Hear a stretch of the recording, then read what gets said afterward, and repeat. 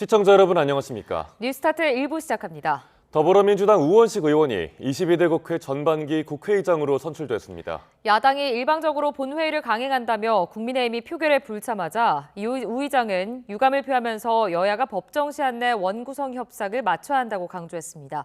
우원식 의장의 당선 인사 주요 내용 직접 들어보시죠. 국회를 원만하게 빨리 구성하라는 사회적 요구가 높은데도 여당 소속 의원들께서 선거에 참여하지 않은 것은 참으로 유감입니다. 특별히 여야 원내 지도부에 요청합니다. 국회법이 정한 시한을 지켜 원구성을 마쳐야 합니다. 남은 기간 밤샘을 하는 한이 있더라도 국회법이 정한 기한 6월 7일 그 자정까지 상임위 선임안을 제출해 주십시오. 개원을 늦춰서도 안 됩니다. 원구성 그야말로 국회가 일할 준비를 하는 것입니다. 준비를 이유로 정작 일할 시간을 까먹는다면 그 준비는 누구를 위한 것이고 무엇을 위해 하는 것입니까? 국민의 물음에 답할 길이 없습니다. 22대 국회가 헌정사상 최초로 야당 단독으로 개원한 걸 두고 국민의힘은 여야 간 의사일정 합의가 되지 않은 상황에서 개문발차가 강행됐다고 비판했습니다. 장동혁 원내수석 대변인은 논평에서 어제 열린 본회의는 적법하지도 정당하지도 않은 야당만의 끼리끼리 의총에 불과했다며 이같이 밝혔습니다. 이어 밤새우는 한이 있어도 원 구성 법정 기한인 7일까지 상임위 선임안을 마련해달라는 우원식 국회의장을 겨냥해선 지금 국회에 필요한 건 밤샐 체력이 아니라 합의를 하겠다는 의지라고 지적했습니다.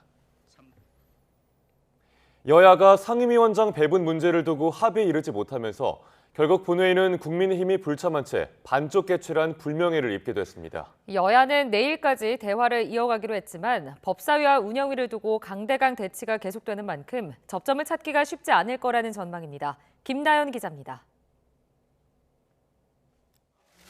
22대 국회 첫 본회의를 4시간 앞두고 여야는 원구성 협상을 위해 다시 한번 머리를 맞댔지만 역시나 성과는 없었습니다.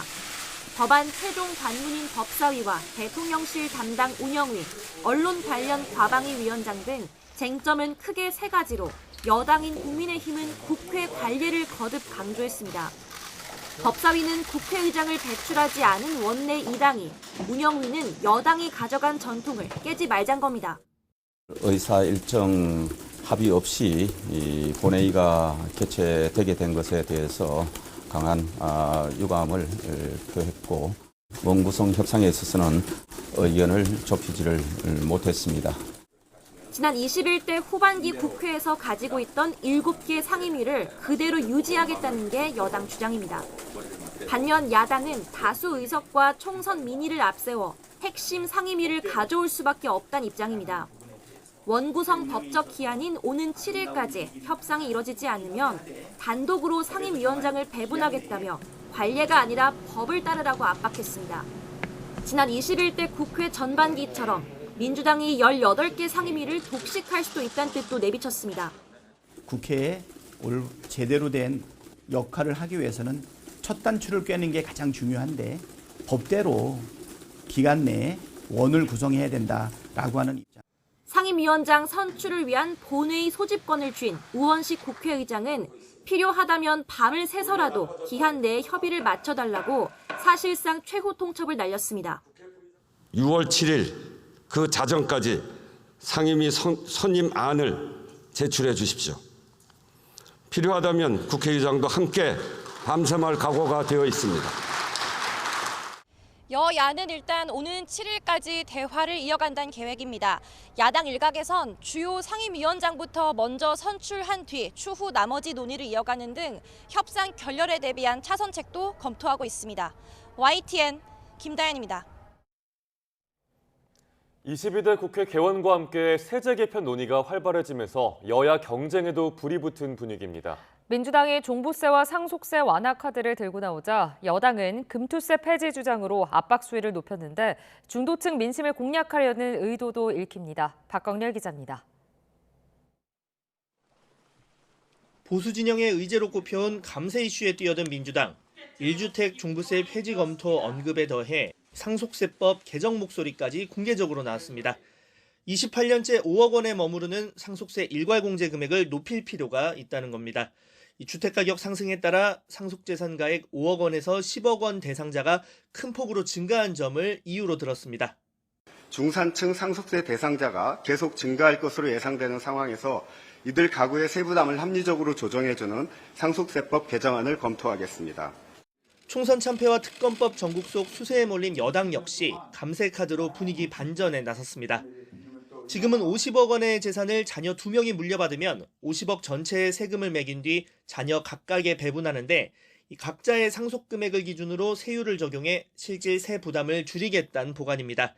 20%에 달하는 대주주 할증과세 폐지, 가업 상속공제 적용 대상 기업 확대 등 검토에도 돌입했습니다.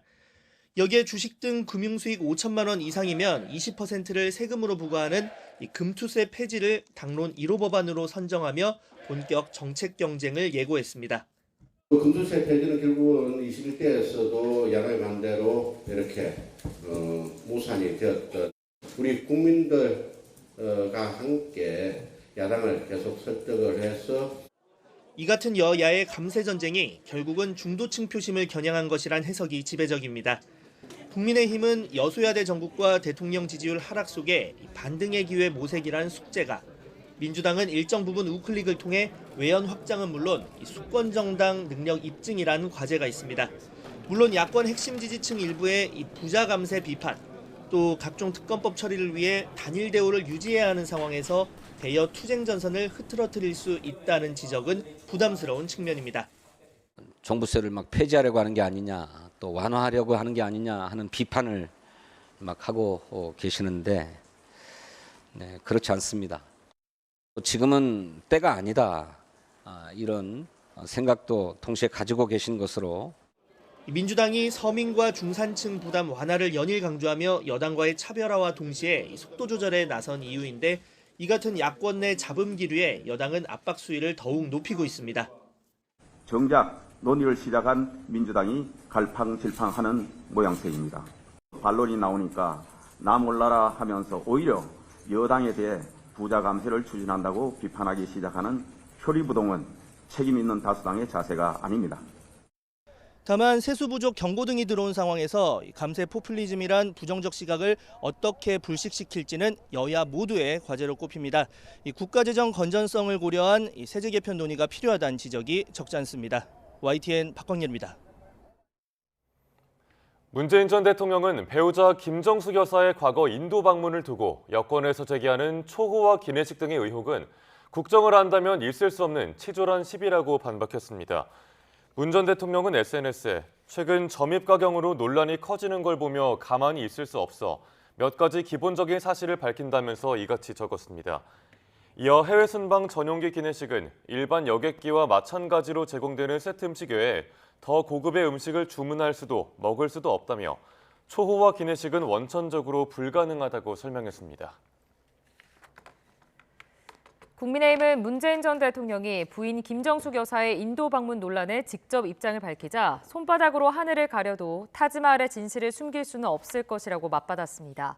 박준태 원내대변인은 논평을 내고 문 전 대통령은 김 여사의 여행을 둘러싼 책임과 의무는 모두 부처와 항공사에 있다는 견강부회의 해명을 내놨다며 좀스럽고 민망하다고 지적했습니다. 이어 본질은 문 전 대통령이 언급한 것처럼 영부인 단독 외교가 사실인가 하는 점이라며 타지마할을 사랑한 건 죄가 아니지만 국가 공권력과 혈세를 동원한 관광이라면 문제는 달라진다고 비판했습니다.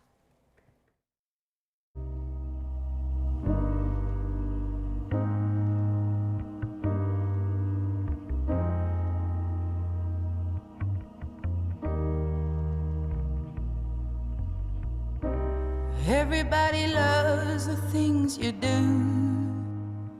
우리 동기생 5분이 지금 여기에 안장되어 계십니다. 이분들 때문에 우리가 이렇게 행복하게 살지 않나 이런 생각이 들고, 당신 때문에 우리가 이렇게 행복하게 살지만 좀 살아계셔도 같이 이렇게 오순도순 같이 살았으면 얼마나 좋은가. 이제 우리도 나이가 80이 넘어서 곧 친구들 만나러 갈 때가 되었습니다. 그때 만나서 덕분에 이 세상 잘 살았다고.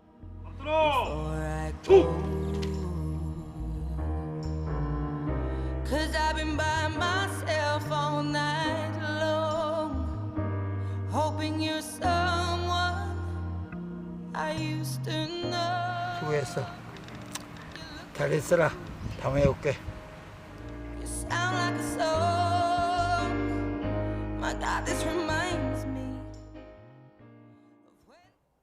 제69회 현충일 추념식이 오늘 오전 10시 서울 동작구 국립서울현충원에서 거행됩니다. 대한민국을 지켜낸 당신의 희생을 기억합니다란 주제로 열리는 올해 현충일 추념식에는 국가유공자와 유족, 정부 주요 인사, 각계 대표와 시민, 학생 등 약 5천 명이 참석합니다. 추념식에선 백마고지 전투에 참전한 6.25 참전 유공자 이승초 씨가 사냐에 잠든 전우를 생각하며 작성한 편지가 소개되고 추념 공연도 이어질 예정입니다.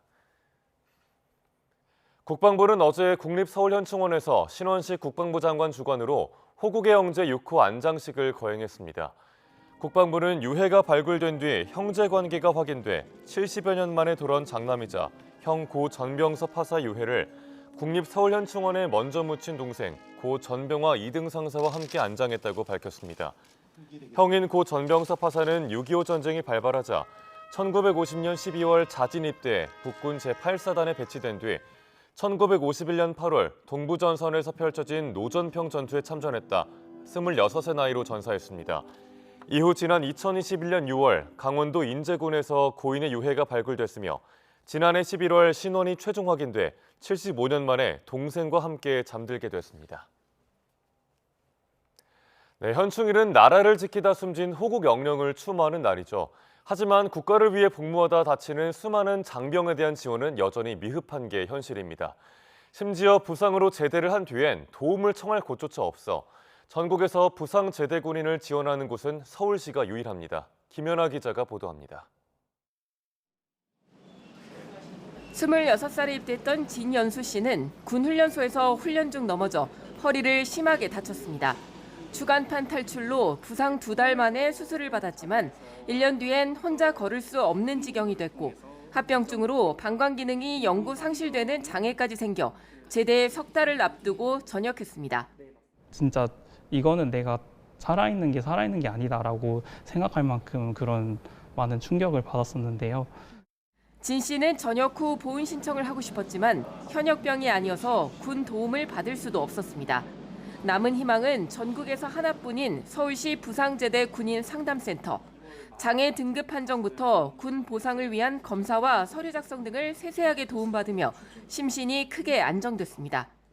국가유공자 등록 신청이나 공상 서류 제출하는 거는 사실 인터넷에 어떤 방법이 적혀 있는 것도 아니거든요.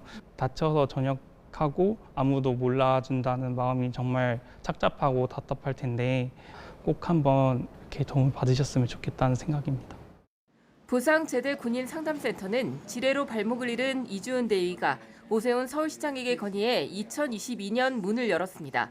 예산은 5억 원도 안 되지만 다친 장병들의 처지를 누구보다 잘 아는 부상군인 등 제대군인 4명이 내일처럼 도우면서 지난해엔 392명, 올해는 5월까지만 360여 명의 청년 부상군인을 상담했고 국가유공자 등록과 각종 법률, 심리, 취업 지원까지 합니다. 제가 다쳤을 때 이런 것들은 부상군인들에게 필요하겠다 했던 걸 사업화한 건데 나아가서 정부 차원에서 지원을 함으로써 군 복무 중에 다치신 분들이 억울하지 않게 잘 해결됐으면 하는 게 제 바람입니다. 군 안팎에선 현재의 보훈 기준을 완화해야 한다는 목소리도 높습니다. 심각한 부상만 보상하는 데다 신청과 입증 책임도 부상병에게 지우기 때문인데 나라의 부름을 받고 일하는 장병들을 위해 의료 지원을 강화하고 부상병 지원도 확대해야 한다는 지적입니다. YTN 김현아입니다.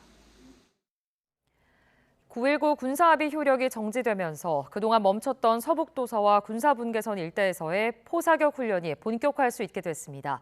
이달 중으로 훈련이 재개될 전망입니다. 김문경 기자가 보도합니다. 지난해 9.19 군사합의 파기를 선언한 북한은 지난 1월 초 서북도서 완충구역 일대로 200여 발의 포탄을 쏟아부었습니다. 당시 우리 군은 K9 자주포와 전차 등을 동원해 400여 발을 발사했습니다. 북한 도발에 대한 맞대응이었는데 서북도서에서 K9 자주포 포성이 울린 것도 거의 6년 만에 처음이었습니다. 9.19 합의의 효력이 정지되면서 이제 맞대응이 아닌 자체 사격 훈련도 정상화됐습니다. 이르면 이달 중으로 훈련이 재개될 전망인데 더 이상 사격 훈련을 강원도와 경북, 포항 등지로 옮겨 다니면서 할 필요가 없게 됐습니다. 앞으로는 섬에서 사격 훈련을 하게 돼서 유사시에 즉각적으로 반응이 가능해지고 또 한 가지로는 이런 서북도서에 대한 방어적 차원의 능력이 강화된다라고 이렇게 볼 수 있겠습니다. 육군도 이달 중으로 군사분계선 5km 이내 포사격 훈련을 재개할 전망입니다. 이를 위해 그동안 문을 닫았던 훈련장 시설을 점검하고 있고 해군 역시 동서해 북방 한계선 인근에서의 함정 사격 훈련을 재개하기 위한 준비에 들어갔습니다. 군사합의 효력 정지로 우리 군의 훈련이 정상화됐지만 문제는 북한의 대응입니다.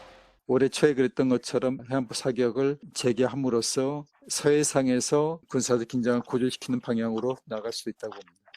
특히 천안함 폭침과 연평도 포격 등 과거부터 북한의 도발이 집중됐던 서해 NLL 일대에서의 위협 수위가 고조될 것으로 예상돼 대비 태세를 더 강화해야 한다는 지적이 나옵니다. YTN 김문경입니다. 우리 정부가 남북 간 적대 행위를 금지한 9.19 군사합의 효력을 정지한 것을 두고 중국은 냉정과 자제를 촉구했습니다. 마오닝 중국 외교부 대변인은 정례 브리핑에서 전날 9.19 군사합의 효력 정지 발표에 관한 중국의 입장을 묻는 질문에 최근 사태의 격화에 우려를 표한다며 이같이 밝혔습니다. 마오 대변인은 한반도 형세를 격화시키는 어떤 언행에도 반대한다며 한반도 평화 안정 유지는 각 당사자의 공동 이익에 부합한다고 말했습니다. 오물풍선 등 도발을 이어온 북한이 최근 금강산으로 이어지는 동해선 철로 철거에 나선 정황이 포착됐습니다. 통일부 당국자는 북한이 군사분계선과 북측 금강산역 사이 구간에 철로와 침목을 철거하는 정황을 포착해 주시하고 있다고 밝혔습니다.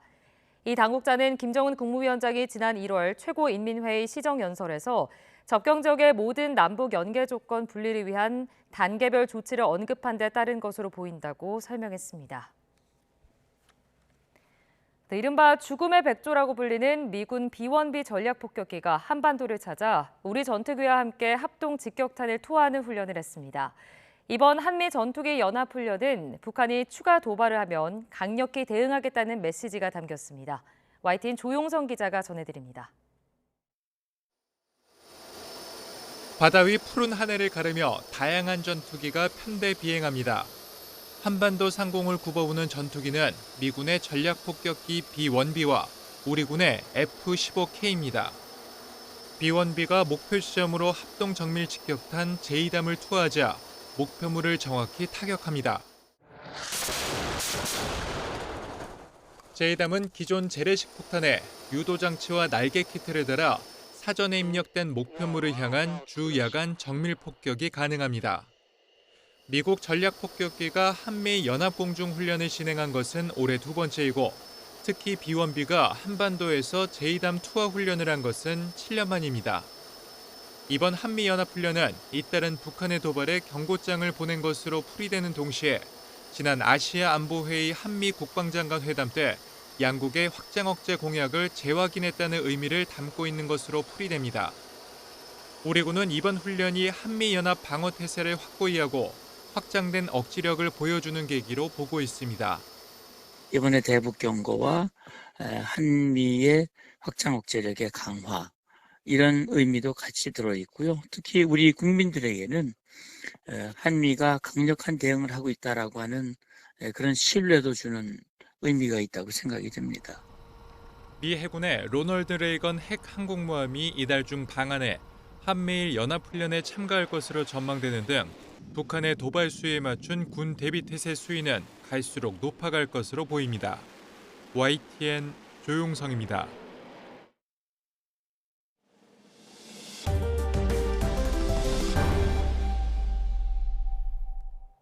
영일만 앞바다에 석유가스가 매장돼 있을 가능성을 분석한 회사죠. 미국 액트지오사의 고문인 아브레우 박사가 어제 우리나라에 왔습니다. 공항에 모인 취재진에게 한국 사회에서 제기된 의문에 대해 명확한 답을 주기 위해 왔다고 말했는데요. 내일 오전 기자회견을 통해 직접 자세히 설명할 예정입니다. 최하영 기자가 보도합니다. 미국 액트지오사의 비토르 아브레우 고문이 인천공항을 통해 입국했습니다. 아브레우 고문은 가장 먼저 우리나라를 찾은 배경에 대해 이렇게 밝혔습니다. And then raise a lot of questions in the Korean, for the Korean people and the Korean community to give better or more clear responses for the Korean people in this very, very important project. 내장된 석유의 경제적 가치를 분석했는지 높이 평가하는지에 대해선 그렇다라면서도 말을 아꼈습니다. The answer is yes, but I cannot expand on that, right? Because I'm under confidentiality agreement with KNOC, and actually. 다만 우리 정부가 발표한 최대 140억 배럴 매장 가능성은 매우 유망하다며 분석 당사자로서 자신감을 내비쳤습니다. 이번 아브레우 고문의 방안은 한국석유공사의 자문 요청에 따라 이루어졌습니다.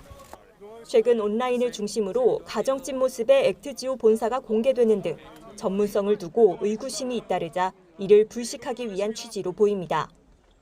정부는 내일 기자회견을 열고 아브레우 고문이 직접 설명하는 자리를 마련할 예정입니다. 동해 물리탐사 분석 결과는 물론 최근 신뢰성 논란에 대한 질문도 나올 것으로 보여 어떤 답변을 내놓을지 관심이 쏠립니다. 검증 당사자가 직접 나선 만큼 여러 의문을 해소하고 신뢰를 높이는 계기가 될지 주목됩니다. YTN 최아영입니다. 윤석열 대통령이 한 아프리카 비즈니스 서밋에서 아프리카 주요국과 핵심 광물 파트너십을 구축해 자원 협력이 기대되길 바란다고 밝혔습니다. 또 교역과 투자를 획기적으로 늘려 한국과 아프리카의 경제적 거리를 좁히겠다고 강조했습니다. 윤 대통령 발언 들어보겠습니다. 한국과 아프리카의 공동 번영을 위한 경제 협력 방안을 제안하고자 합니다. 우선 교육과 투자의 규모를 획기적으로 늘려 한 아프리카의 경제적 거리를 좁혀야 합니다. 아프리카 주요국과 핵심 광물 파트너십을 구축하고 가치를 공유하는 복수국 간 협의체인 핵심 광물 안보 파트너십을 통해 상호 호혜적인 자원 협력이 확대되기 바랍니다. 아프리카 영내 격차 해소를 위해서도 함께 힘을 모아야 합니다. 올해 ODA 예산을 전년보다 30% 넘게 증액했습니다. 수원국의 수요에 맞는 맞춤형 개발 협력을 추진해 나갈 것입니다. 정부가 전공의 사직 수리 금지 명령 등을 철회한 어제 복귀한 전공의는 8명으로 전체 출근율은 7.4%에 그쳤습니다. 보건복지부는 그제 기준 211개 수련병원에 출근한 전공의는 1,021명으로 전날보다 8명 늘었다고 밝혔습니다. 전체 전공의는 13,700여 명으로 전공의 92.6%는 여전히 복귀하지 않은 상태입니다. 서울대 의대 병원 교수들 가운데 64%가 휴진 등 강경투쟁 도입에 찬성하는 것으로 나타났습니다. 서울의대 서울대병원 교수협의회 비상대책위원회는 이틀간 투표에서 응답자 760여 명 가운데 490여 명이 휴진 등 강경투쟁에 찬성해 집단휴진 찬성률은 64%라고 밝혔습니다. 비대위는 오늘까지 교수 1,500여 명을 대상으로 투표를 진행한 뒤 휴진 시점과 방식 등을 발표할 예정입니다. 실제 교수들이 집단휴진에 돌입할 경우 응급 중환자실을 제외한 모든 과목의 진료가 중단됩니다. 감염병 전담병원으로 코로나19 관리를 도맡았던 공공의료원은 그 인식을 벗지 못해 여전히 어려움을 겪고 있는데요. 최근 의료계 파업으로 상급 종합병원의 기능이 떨어진 가운데 투자와 의료진 확충에 속도를 내면서 환자 수가 크게 늘고 있습니다. 이윤재 기자가 보도합니다. 50대 환자가 침상에 누워 수술실로 이동합니다. 뇌혈관 일부가 풍선처럼 부풀어 오르는 뇌동맥류 환자입니다. 마취가 시작되고 저희 마취 시작하겠습니다. 혈관을 따라 0.6mm 가느다란 도관이 들어갑니다. 관을 따라 부푼 뇌혈관 안에 얇은 코일을 채우면 뇌출혈을 막는 뇌동맥류 코일 색전술이 마무리됩니다. 대구의료원은 지난해 11월 이 장비를 갖췄고 최근 2달 사이 20건 가까이 시술했습니다. 의료계 파업으로 상급 종합병원의 진료와 수술이 늦어지면서 시설과 장비 또 파견 의료진까지 갖춘 공공의료원에 환자가 몰린 겁니다. 원활하게 마취가 진행되지 않고 있기 때문에 저희가 대구련으로 파견을 와서 이쪽에서는 마취가 원활하게 진행되고 장비도 지금 최신 장비가 도입되어 있기 때문에 무리 없이 지금 시술을 진행하고 있습니다. 대구의료원은 의료계는 물론이고 환자까지 어려움을 겪는 지금이 공공의료원의 역할을 다시 세울 기회가 될 거로 보고 있습니다. 이를 위해 투자도 늘리고 의료진도 더 확충한다는 방침입니다. 특히 장애인 친화 건강검진, 열대질환 대응 같은 기존에 없던 분야로 공공의료 기능 확장도 계획하고 있습니다. 외래나 입원 환자는 꾸준히 지금 증가를 하고 있습니다. 구석구석에 필요한 진료 분야를 잘 보완하기 위해서 의료진을 많이 확충하는 그런 노력을 해나가고 있습니다. 시설과 장비, 또 의료진을 늘려나가는 대구의료원이 지역 공공의료기관이라는 한계를 뛰어넘어 한 단계 도약할 수 있을지 주목됩니다. YTN 이윤재입니다. 의대 증원과 무전공 선발 확대로 내년도 대입 전형이 크게 변화하는 가운데 정부가 공공 대입 상담 서비스를 확대하고 불법 사교육 실태를 점검합니다. 교육부와 한국대학교육협의회는 바뀐 대입 전형에 대한 정확한 입시 정보를 제공하고 학생의 적성 진로를 고려한 1:1 맞춤형 상담 지원을 확대한다고 밝혔습니다. 또 대입 전형 변화를 악용한 학원가의 무등록, 거짓 과장 광고 등 피해를 막기 위해 다음 달 31일까지 편법 불법 학원을 특별 점검합니다. 네, 이번 주 치러진 대학 수학능력시험 6월 모의평가는 지난해 실제 수능만큼 어려웠다는 평가가 많습니다. 올해도 불수능 기조가 확인된 건데 수험생들은 어떤 전략이 필요한지 홍선기 기자가 짚어봤습니다. 6월 모의평가를 치른 뒤 수험생과 입시 전문가들의 반응은 지난해만큼 어려웠다였습니다. 국어는 약간 쉬웠다는 평가도 있지만 지난해 워낙 어려웠기에 난도 면에서 불수능이라는 데 이견이 없습니다. 이른바 킬러 문항은 없애되 변별력은 있어야 한다는 출제 기조가 유지된 것으로 보입니다. 공교육을 통해 지문을 충실하게 읽고 이해하는 능력을 갖춘 수험생들이 정답을 맞힐 수 있도록 다양한 유형의 문항에서 매력적인 오답 선택지 그리고 참신한 정답 배치를 통해 변별력을 확보하였습니다. 올해 수능 기조를 확인한 수험생들은 이제 입시 전략을 확정해야 할 때입니다. 전문가들은 어려운 수능 때문에 학생부가 수능 성적보다 경쟁력 있다고 판단한 수험생은 남은 기말고사에 매진해야 한다고 조언합니다. 반면 불수능에도 불구하고 수능 성적이 학생부보다 경쟁력이 더 높다고 보는 수험생은 수능 최저 등급을 적용하는 전형을 추천합니다. 다만 어려운 수능을 감안해서 등급 컷 조건을 보수적으로 접근하라고 조언합니다. 의대 증원이 확정되면서 상위권 졸업생 응시가 크게 늘 것이 예상되는 만큼 수능 등급에 영향을 줄 수 있기 때문입니다. 의대 모집 정원이 크게 확대되어 상위권 재수생들이 증가할 수 있고 어려운 수능 기조가 유지되고 있기 때문에 재학생들은 수시에서 수능 최저 등급을 맞추기가 좀 더 어려워질 수도 있습니다. 실제 이번 모의평가엔 지난 2011년 이후 N수생 응시 비율이 가장 높아 의대 증원에 쏠린 졸업생들의 관심이 확인됐습니다. 수시 전형 원서를 쓰기 전 사실상 마지막 모의평가가 끝난 만큼 입시 전략을 짜기 위한 수험생들의 움직임도 빨라질 것으로 보입니다. YTN 홍선기입니다. 이혼 소송 항소심에서 사실상 패소한 최태원 SK 회장이 상고 의지를 밝히면서 대법원에서는 어떤 결론이 나올지 관심이 쏠리고 있습니다.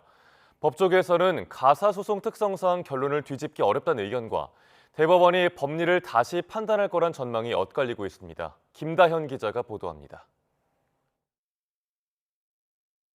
최태원 SK그룹 회장이 상고 의사를 밝히면서 대법원 판단까지 받게 된 세기의 이혼 소송. 노소영 아트센터 나비관장에게 1조 3천억 원대 재산 분할을 인정한 항소심 결론이 달라질 것인지를 놓고 법조계 의견은 엇갈립니다. 일각에선 가사소송 특성상 결과를 뒤집기 어렵다는 관측이 나옵니다. 대법원은 사실관계를 다시 검토하기보다는 항소심 판결에 법리적으로 문제가 없는지 주로 따지는데 재산 분할에는 명확한 법적 기준이 없어서 법관 재량이 폭넓게 인정되기 때문입니다. 이혼 소송에서는 일반적으로 제2심인 항소심에서의 판단이 법리에 명백하게 위배된 것이 아니라면 대법원에서도 이를 존중해 주는 편입니다. 반면 무엇을 분할 가능할 재산으로 볼지는 법리적으로 따져봐야 한다며 결과가 달라질 가능성도 제기됩니다. 노태우 전 대통령의 자금 지원을 인정할 수 있는지, 나아가 최 회장이 결혼 전 물려받은 SK 주식을 상당 부분 나누는 게 맞는지 이견이 있을 수 있다는 겁니다. 너무 오래된 일 가지고 지금 기여도를 인정하는 게 보통의 좀 사건하고 조금 다른 점이라서 대법원에서 다시 다뤄질 것 같고요. 통상적인 사건보다 훨씬 높게 책정된 위자료 20억 원이 적정한지도 쟁점입니다. 20억이라는 위자료가 책정된 게 이게 더 뭐 부자인 사람은 더 많이 괴롭다는 거냐 뭐 이렇게 평가받을 수도 있거든요. 자의적이다. 대법원이 항소심 판단에 문제가 없다고 보고 별도 심리 없이 기각 결정을 내리면 결론은 이르면 반년 안에 나올 전망입니다. 다만 사회적으로 관심이 큰 사안인 만큼 본격적인 심리에 돌입할 경우 선고 시점은 예측하기 어렵습니다. YTN 김다현입니다. 지난 대선 직전 허위 보도로 윤석열 대통령의 명예를 훼손한 혐의로 뉴스타파 대표가 검찰에서 8시간 동안 조사를 받았습니다. 서울중앙지방검찰청 특별수사팀은 어제 오전 10시부터 오후 6시까지 뉴스타파 김용진 대표를 피의자 신분으로 불러 조사했습니다. 김 대표는 검찰 출석 전 취재진과 만나 검찰이 과거 상관의 명예를 지키기 위해 권력을 사적으로 이용하고 있다며 명백한 보복 수사라고 주장했습니다. 검찰은 김 대표를 상대로 지난 2022년 3월 뉴스타파 기사의 보도 경위와 화천대유 자산관리 대주주 김만배 씨의 공무 여부 등을 추궁한 것으로 전해졌습니다. 김건희 여사 소환 조사 가능성에 대해 이원석 검찰총장이 앞으로 검찰이 하는 일을 지켜봐달라고 말했습니다. 이 총장은 어제 대검찰청 출근길 김 여사 소환 필요성을 주변에 언급한 적 있느냐는 취재진의 질문에 이미 충분히 말씀드렸다며 이같이 밝혔습니다. 앞서 이 총장은 김 여사의 명품 가방 수사팀에 신속한 수사를 지시하고 법 앞에 어떠한 예외나 특혜, 성역도 없다며 원칙을 강조했습니다. 검찰은 김 여사를 직접 소환할 경우 명품 가방 사건과 주가 조작 사건에 대한 조사를 한 번에 진행하는 방안을 검토하는 걸로 알려졌습니다. 인천의 한 상가주택에서 불이 나 2명이 다쳤습니다. 경남 창원에서는 초등학생들이 타고 있던 관광버스가 추돌하는 사고가 나 자칫 큰 피해로 이어질 뻔했습니다. 사건 사고 소식 정인용 기자가 전해드립니다. 화염에 휩싸인 주택 위로 검은 연기가 쉴 새 없이 뿜어져 나옵니다. 연신 물을 뿌려보지만 좀처럼 불길이 잡히지 않습니다. 어젯밤 10시쯤 인천 중구청 인근 2층짜리 상가주택에서 불이 났습니다. LPG 가스가 터졌던 뭐가 폭발로 인한 거였거든요. 건물 전체가 흔들렸고요. 뻥 하는 어떤 손님은 폭탄 재런가 그래갖고 겁먹고 나가시는 분들도 있고. 이 불로 주택 거주자 60대 남성이 전신에 화상을 입었고 주택 앞을 지나던 40대 여성 행인도 다쳤습니다.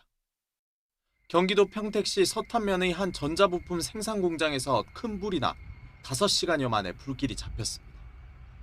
소방당국은 한때 인근 소방서 인력과 장비까지 동원하는 대응 2단계를 발령하기도 했습니다. 이 불로 공장 관계자 17명이 스스로 대피해 인명피해는 없었습니다.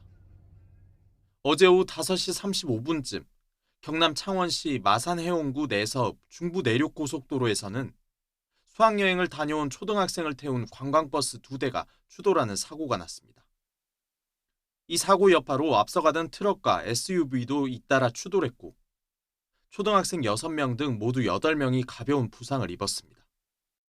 저희가 듣기로는 내에서부터 자꾸 박았다고 경상나니까 바로바로 꼭 한 대 생명대를 태워가지고 바로 병원 이송을 바로 했습니다. 경찰은 버스 운전자가 앞을 제대로 살피지 않아 사고를 낸 거로 보고 경위를 조사하고 있습니다. YTN 정인용입니다.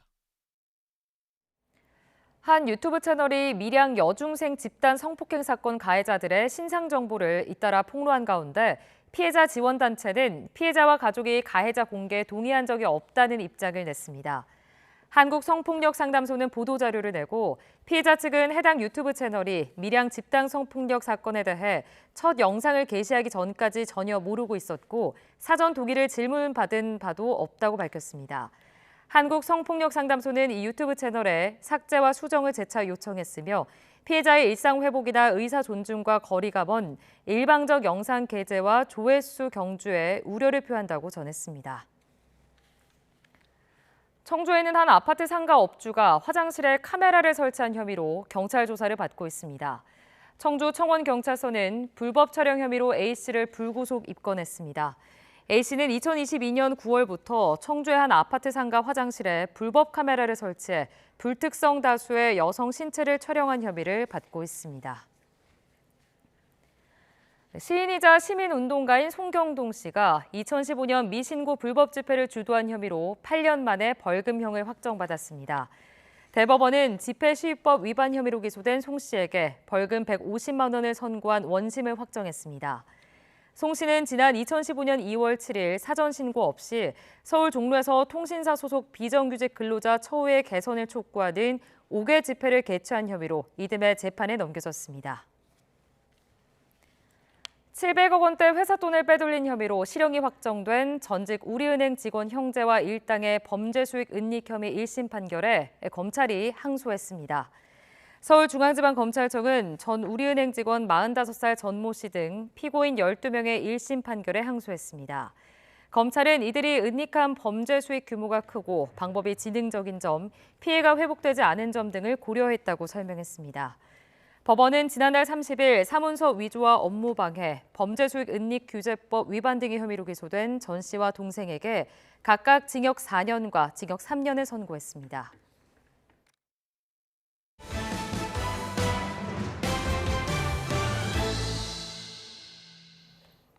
캐나다가 코로나 사태가 시작된 2020년 3월 이후 4년여 만에 처음으로 기준금리를 인하했습니다. 캐나다은행은 지난해 7월부터 5%로 유지됐던 기준금리를 0.25%포인트 내려 4.75%로 조정한다고 밝혔습니다. 또 인플레이션이 목표인 2%로 향하고 있어 추가 인하를 기대하는 게 합리적이라고 밝혔습니다. 주요 7개국 G7 가운데 코로나 사태 이후 기준금리를 인하한 건 캐나다가 처음입니다.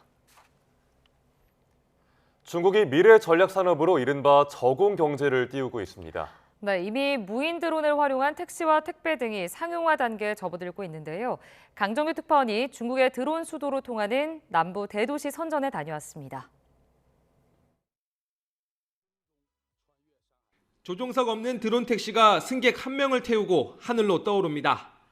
중국의 드론 제조사 이항이 만든 2인승 무인기. 3월 18일부터는 온라인 판매를 시작해 화제였습니다. 대당 가격은 약 4억 5천만 원. 중국 민용 항공국으로부터 양산 허가까지 받았습니다.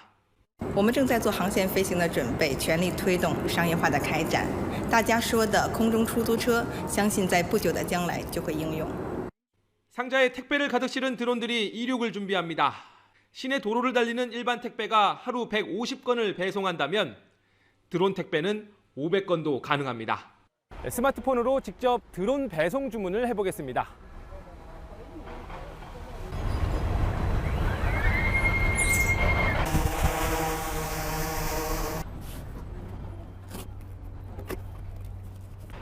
물건이 도착할 때까지 약 13분이 걸렸습니다. 아직은 정해진 장소에 도킹하는 방식이지만 집 앞까지 배달하는 날도 멀지 않아 보입니다.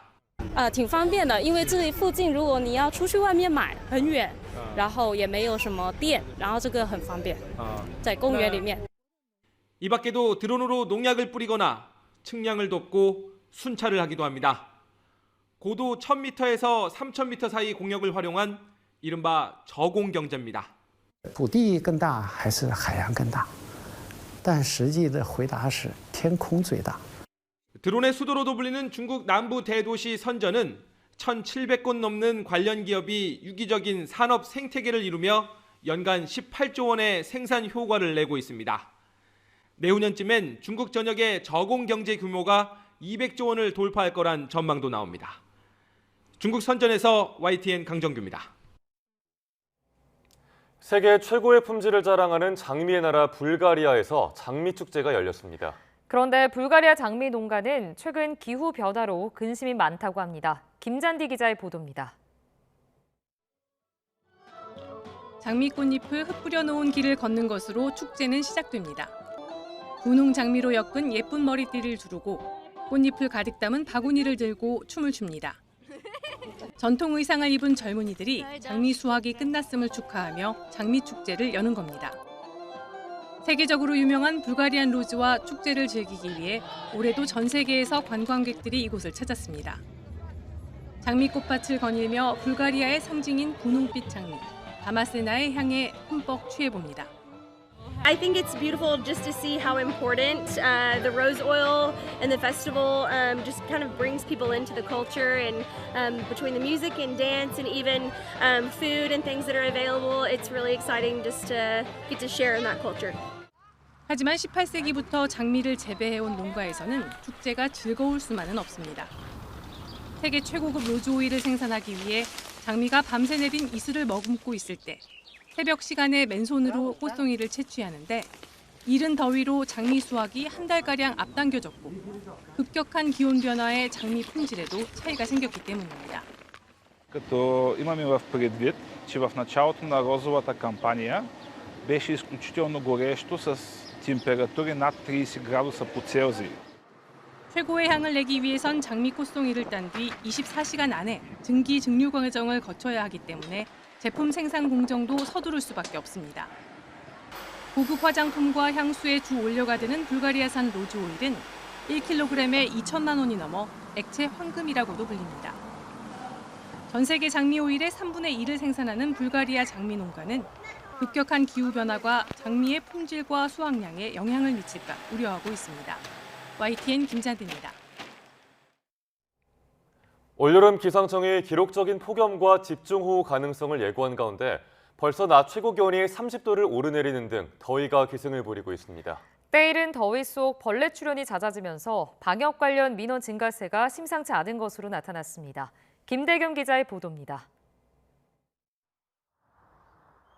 지난달 초 YTN으로 들어온 제보 영상입니다. 동양 하루살이로 추정되는 벌레떼가 환한 가로등 밑을 완전히 점령했습니다.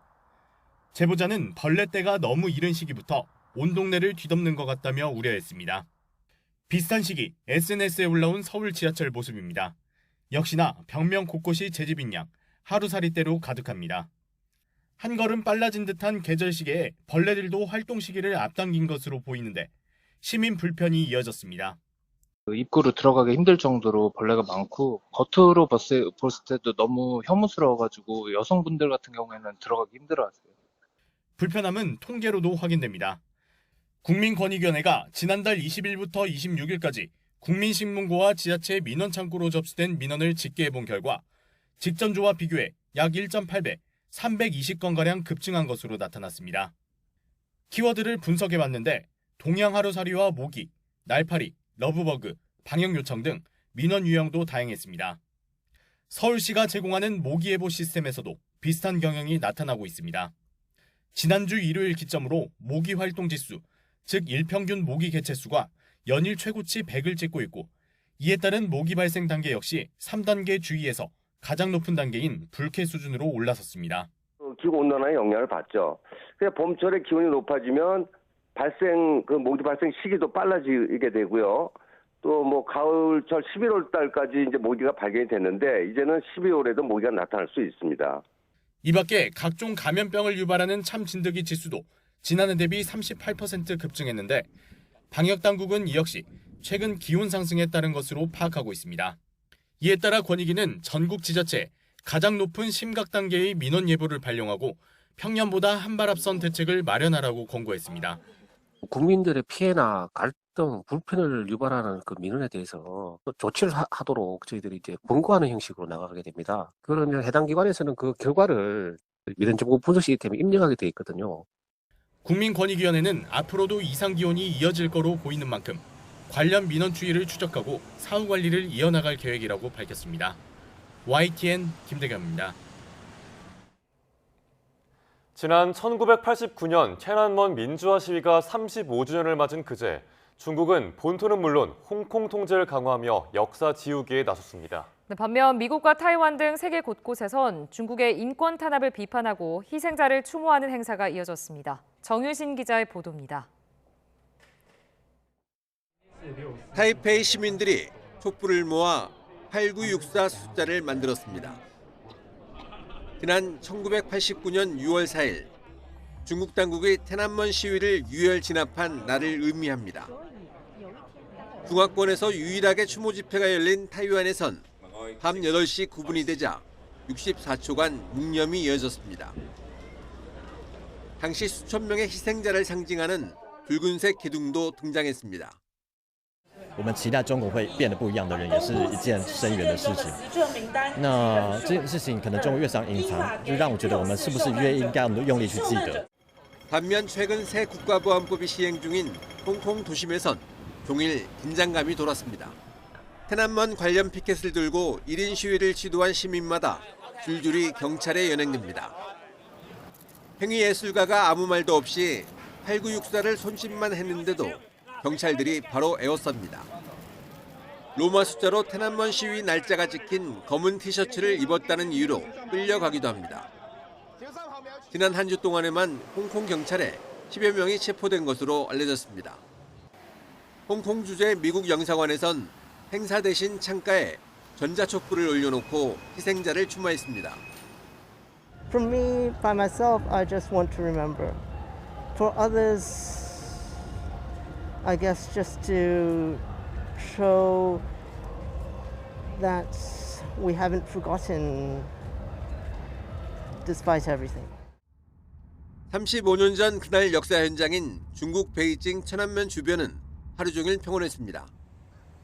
테난먼 막루는 하루 종일 문을 닫고 관람객을 받지 않았고 광장 지하철역은 임시 폐쇄하고 검문 검색이 강화됐습니다. 시위 관련 검색은 금기가 된 지 오래됐고 35주년을 앞두고 프로필 사진 변경이 차단되는 등 온라인 통제까지 강화됐습니다. 对于上世纪80年代末发生的那场政治风波，中国政府早有明确结论。我们一贯反对任何人以此为借口攻击抹黑中国、干涉中国内政。 테난먼을 지우려는 통제가 갈수록 심해지고 있지만 중국의 인권 탄압을 비판하고 희생자를 추모하는 국제사회 노력도 계속되고 있습니다. YTN 정준입니다. 한국 축구 국가대표팀과 잉글랜드 프리미어리그 토트넘의 주장 손흥민 선수가 미국 스포츠 매체 ESPN이 선정한 전 세계 공격수 순위 10위에 올랐습니다. ESPN은 골키퍼와 수비수, 미드필드와 공격수 등 포지션별로 가장 뛰어난 선수 100명을 발표했는데 손흥민은 공격수 30명 가운데 10위에 이름을 올렸습니다. ESPN은 EPL에서 가장 꾸준히 성공을 거둔 선수이자 최고의 피니셔 중 한 명으로 31세 나이에도 활약을 이어가고 있는 손흥민은 지난 5시즌 동안 EPL 평균 15.6골, 8.4도움을 기록했다고 밝혔습니다.